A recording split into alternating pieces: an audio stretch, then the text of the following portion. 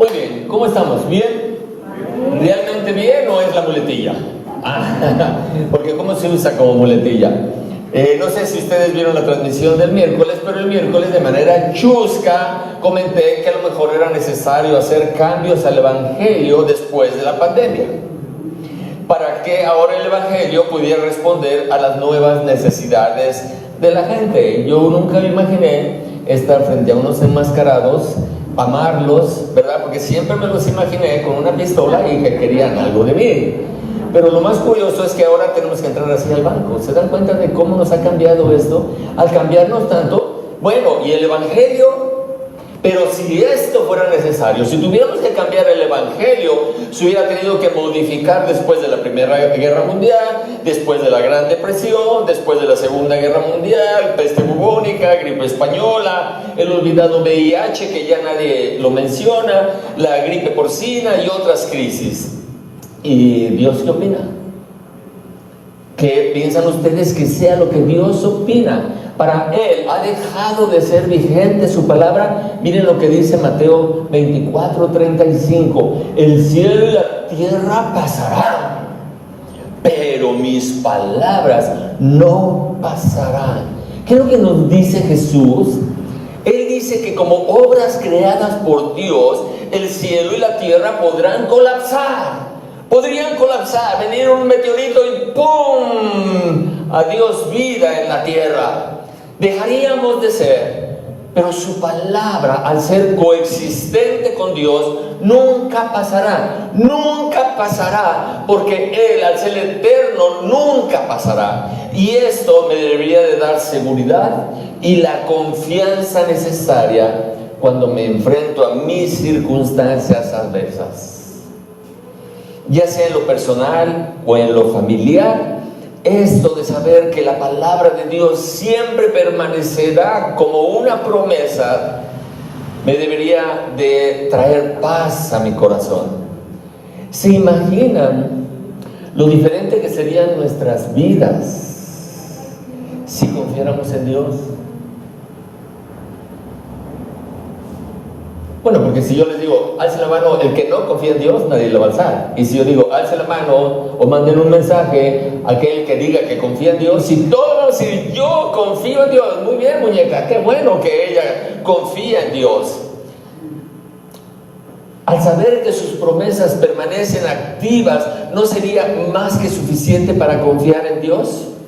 Pero hay algo que no encaja en el asunto. No sé si les pasa a ustedes o soy el único ser humano que me pasa. ¿Cómo puedo estar en paz en la crisis? Cuando los vientos amenazan zozobrar mi barca. ¿Cómo puedo estar cuando, como dijimos el miércoles, los labrados no dan mantenimiento? ¿Puedo estar en paz? ¿O soy el único que lo ha sufrido?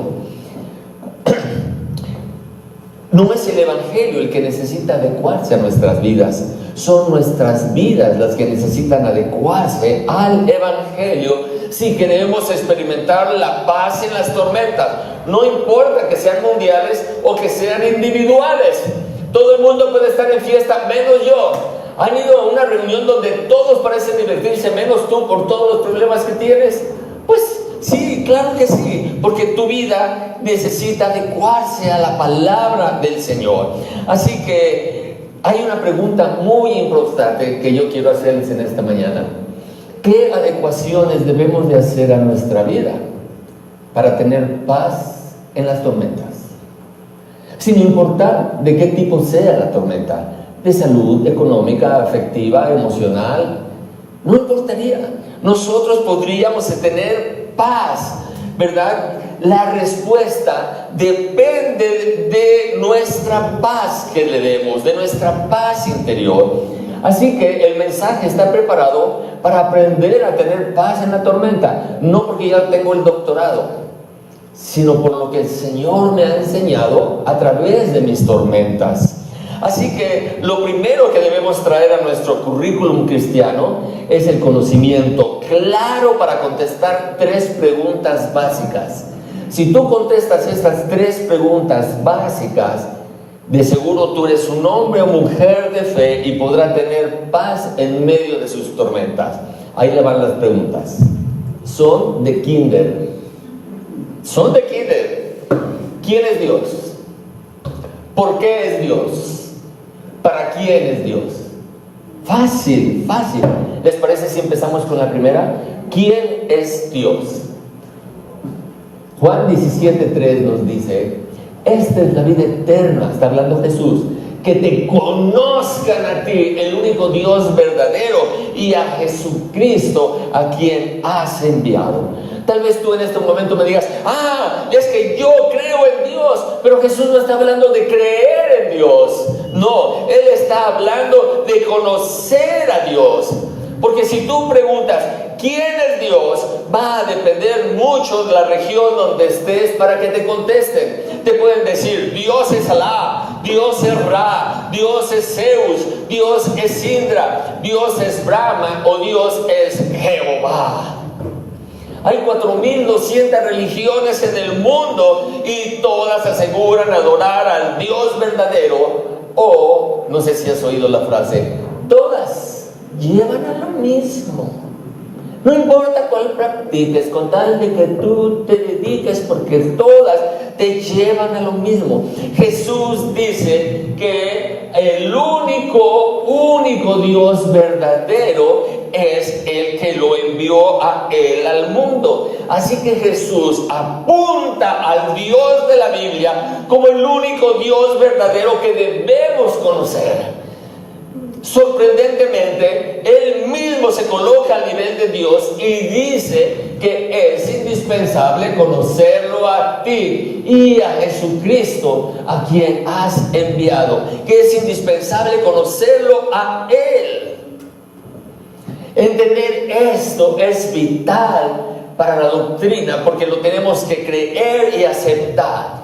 Miren, 1 Juan 4:2. En esto conoced el Espíritu de Dios. Todo espíritu que confiesa que Jesucristo es venido en carne es de Dios. Juan añade que debemos conocer el Espíritu de Dios. Y en este verso se nos revela un misterio. Dios es trino y uno. Trino y uno. Si queremos conocer al Dios verdadero, debemos conocer al Espíritu de Dios, a Jesucristo enviado en carne y a Dios el Padre.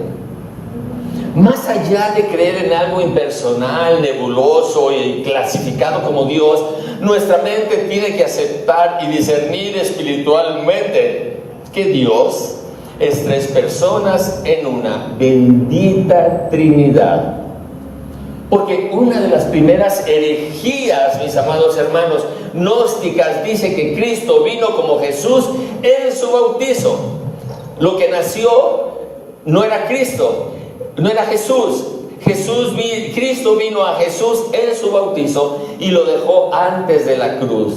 Pero negar la deidad de Cristo y su encarnación es negar la obra en la cruz, en la obra de redención, porque esta se apoya en lo que Él es. Y si esto es mentira, ¿por qué deberíamos de confiar en sus promesas?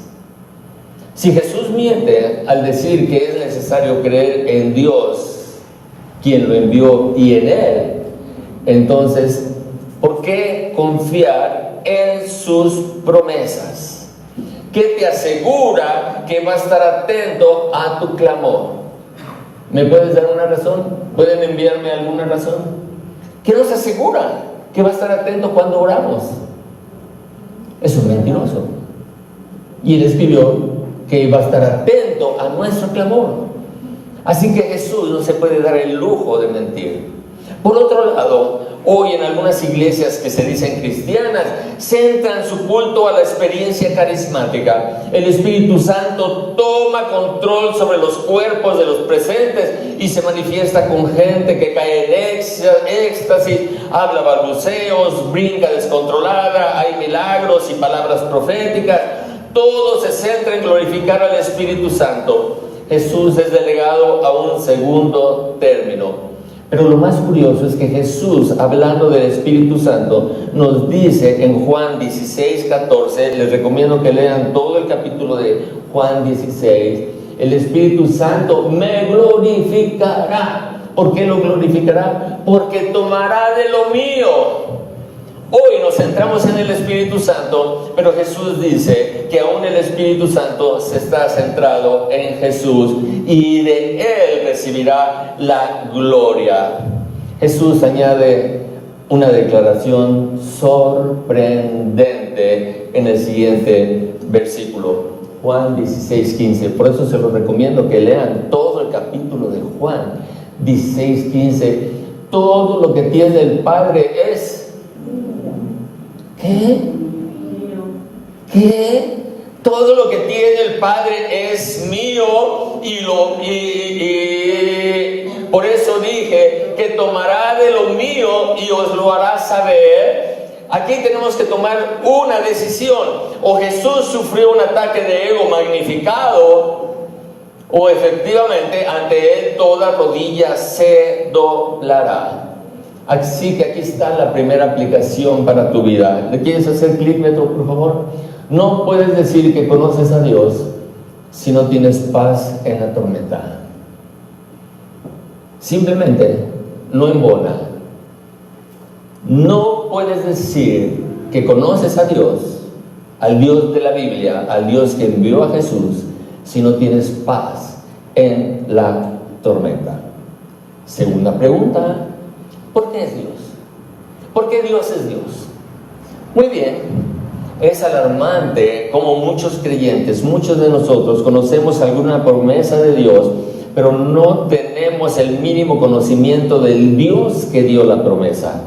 Él es Dios por sus atributos únicos e inigualables y nos dan luz para entender quién es Él realmente. Así que una relación saludable con Dios viene como resultado de un conocimiento saludable de Dios. Mi mano izquierda, rápidamente, ¿cuántos atributos de Dios conocen? 1, 2, 3, gracias. 1, 2, 3, gracias. 1, 2, lleva 2. La mano derecha. No, ya son los que dijo, no se vale repetir. Muy bien. Les voy a, también en casa, la siguiente diapositiva nos dice algunos atributos de Dios. Dios es espíritu, omnipresente, omnipotente, omnisciente, eterno, infinito, incomparable, inmutable, santo, justo, bueno, amor, soberano, bondadoso, lleno de gracia, misericordioso, paciente y verdad. ¿Qué es la verdad? Hay que enfatizar en este punto. Dios es verdad. Mira lo que dice Deuteronomio 32:4. 32:4. ¿Lo quieren leer? A lo mejor está muy chiquito en casa, pero dice: Él es la roca cuya obra es perfecta. Todos sus caminos son rectitud. Dios de verdad y sin ninguna iniquidad en Él. Él es justo y recto. ¡Wow! Nada más está hablando del concepto verdad. Teológicamente, lo tuve que descubrir, la verdad es aquello que es consistente con la mente, voluntad, carácter y el ser de Dios y su gloria. La verdad es la autorrevelación de Dios mismo. Es lo que es porque Dios lo declara así y lo hizo así. Dios es rectitud, verdad y justicia. Todo acerca de Dios es la verdad. Dios siempre hace y dice las cosas como son. ¡Wow! Amén. Es indispensable que conozcamos que Dios nunca ha dicho una mentira. Nunca ha dicho una mentira. No puedes tener paz si no conoces al Dios de verdad. Porque las voces que te van a hacer lo que está pasando a tu alrededor te van a hacer creer que hay otra verdad que está fuera de Dios. Y tú tienes que decidir a quién le crees. A esa voz que estás escuchando, o le crees a Dios que dice que nunca te dejará. Ahora, déjame decirte esto. Ya dijimos que Dios es trino y uno. Dios, el Padre, es el Dios de la verdad. Jesucristo, el Hijo, es la verdad. Él dijo, yo soy la verdad. El Espíritu Santo es el Espíritu de verdad. Y las Escrituras, la palabra de verdad. Y como Dios es eterno, su verdad es eterna. Al ser justo, su verdad es justa y santa como Él. Si Dios mintiera, no habría salvación, no habría santificación ni fortaleza en las pruebas. Con una sola mentira, Dios dejaría de ser santo. La verdad no es lo que la gente especula que sea algo. No está determinada por la aceptación de la mayoría, ni es descubierta en las encuestas de opinión. No es algo que se obtiene por la tradición humana. Sencillamente la verdad no es de este mundo, pero el problema es que yo sí soy de este mundo. Así que estoy acostumbrado al estilo de mis verdades. Mis verdades son blancas y piadosas. O mis mentiras. Y si una verdad es media verdad, ya no es verdad. Y no me permiten confiar en otro tipo de verdad. De hecho, los humanos hemos creado una frase que calma nuestras conciencias. Nada es verdad ni mentira. Todo es según el color del cristal con que se mira. Y esto, mis queridos hermanos, me cataloga como un mentiroso a los ojos de Dios. Romanos 3:4b. Antes bien sea Dios veraz. Y todo hombre mentiroso. Gracias, muñeca. Ella sí está atenta, no como otros que ya se durmieron. Estamos analizando una sola perfección. Y ya mi cerebro está sobrecalentado, tratando de procesar tanta grandeza. Así que les pido, por favor, imagina por un momento lo que sería nuestra vida si confiáramos plenamente en lo que Dios dice ser. Segunda aplicación, ¿le das clic, por favor, Beto? Se parece un poquito a la primera. No puedes decir que conoces a Dios si no tienes paz en la tormenta. ¿Para quién es Dios? Tercera pregunta que necesitamos contestar. El problema no está en Dios. El problema no es que Él tenga algún defecto que podamos criticar. El problema está en nosotros, en nuestra humanidad. Tú pasas por una situación difícil, dolorosa, triste. En tu percepción humana no logras ver la justicia de Dios, no logras ver el amor de Dios, no logras ver la misericordia, su bondad y su amor. Y tú inocentemente te quejas. Dije, inocentemente te quejas. Y dices, Dios, no se vale. No es justo. Palabras de dolor y amargura que le dicen tiernamente a Dios, mentiroso. Eres un mentiroso, porque me prometiste algo y no cumpliste. Brevemente les cuento una experiencia. Recuerdo una vez sin trabajo en casa tendiendo la cama. A lo mejor ya se las conté, estaba yo tendiendo la cama, o mejor dicho, golpeando la cama con las sábanas. Estaba totalmente estresado y en eso entra mi mujercita. Y para echarle fuego leña al fuego, ¿verdad? Para echarle leña al fuego, con una voz dulce y misericordiosa me dice, ¿qué te pasa? ¿Cómo que qué me pasa?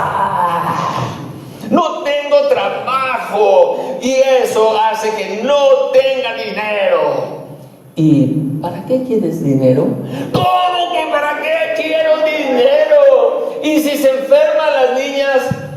Pero las niñas están bien. ¿Y con qué voy a comprar las medicinas? Pero ellas no necesitan las medicinas.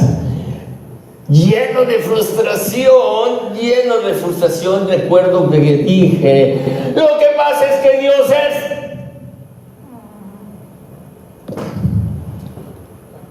Un rayo partió mi cabeza. Aquí está mi mujer. Un rayo partió mi cabeza y me di cuenta de mi tontería y mi falta de fe. No conocía al Dios que servía. Aún tenía mi sabor a azufre de la palabra injusto en mi boca cuando Dios selló mis labios. Y así se inició una lenta y dolorosa restauración y sanidad emocional. Hoy sé que en su verdad Dios ha decretado lo que dice Romanos 8:29. A los que antes conoció también los predestinó para que fuesen hechos conforme a la imagen de su Hijo. Dios me había escogido y tiene un trabajo muy especial.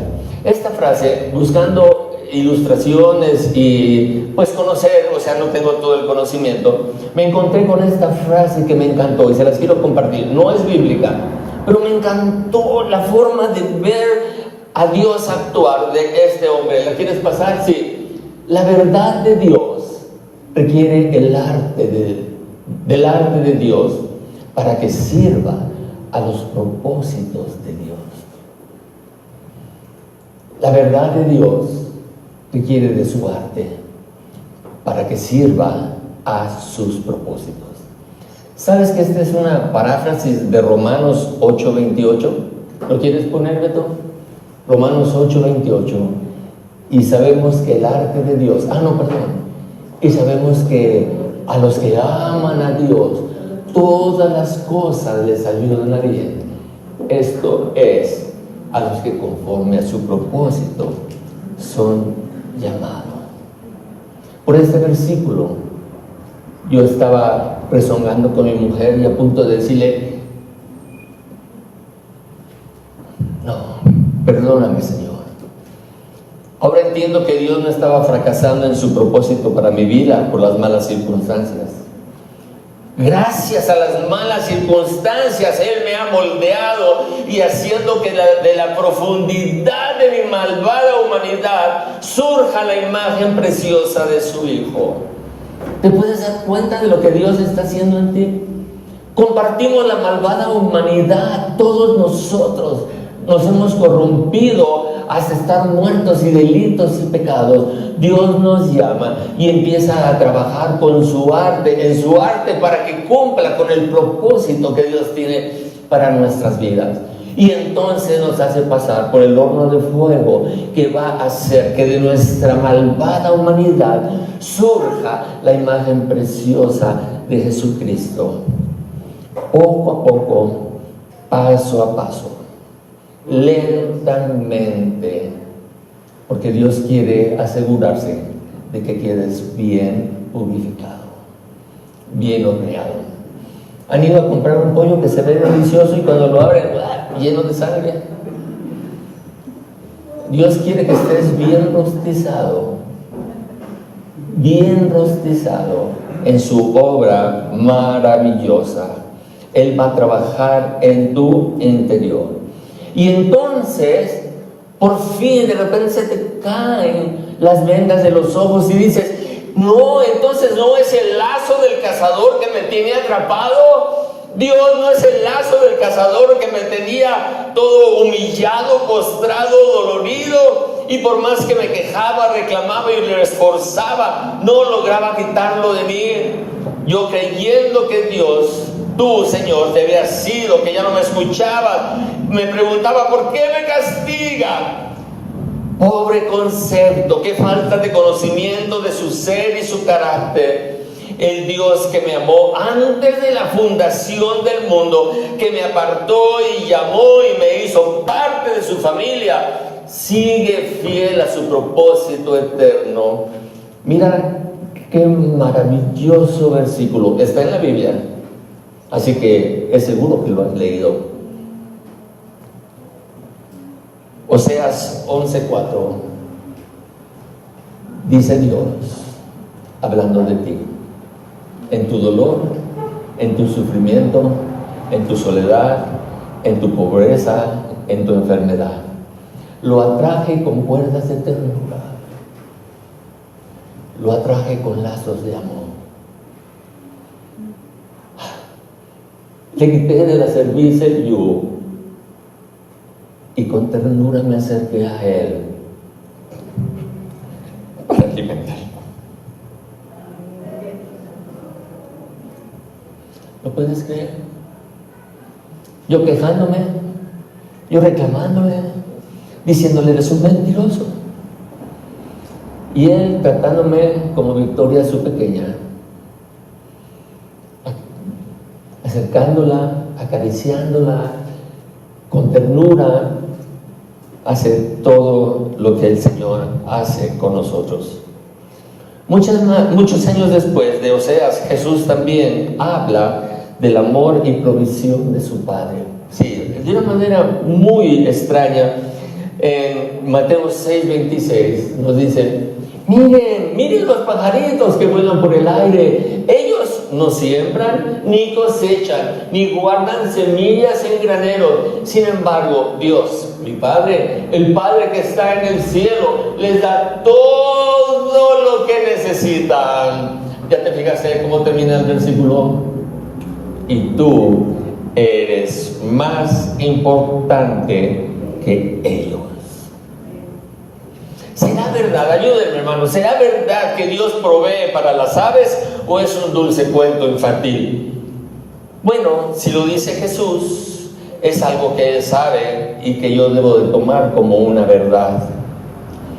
Pero me llama mucho la atención la última frase del versículo. Tú eres más importante que ellos. Ustedes son más importantes que ellos. ¿Qué tan importantes somos? Tan importante que Jesús dio su vida para darnos una oportunidad de que creyendo en Él nos podamos encontrar con nuestro Padre amado. Jesús creyó esta verdad y estuvo dispuesto a ir a la cruz porque Él confiaba en la verdad de su Padre y Él dio su vida enseñándonos qué tan importantes somos para Dios. Cuando te sientas miserable, piensa en eso. Soy más importante que un pajarito porque Jesús fue a la cruz por mí. Tercera aplicación, exactamente la misma. ¿Le haces clic? No puedes decir que conoces a Dios si no tienes paz en la tormenta. Así que en este momento es hora de darle gracias a Dios por quién es, por cómo es y para quién es Dios.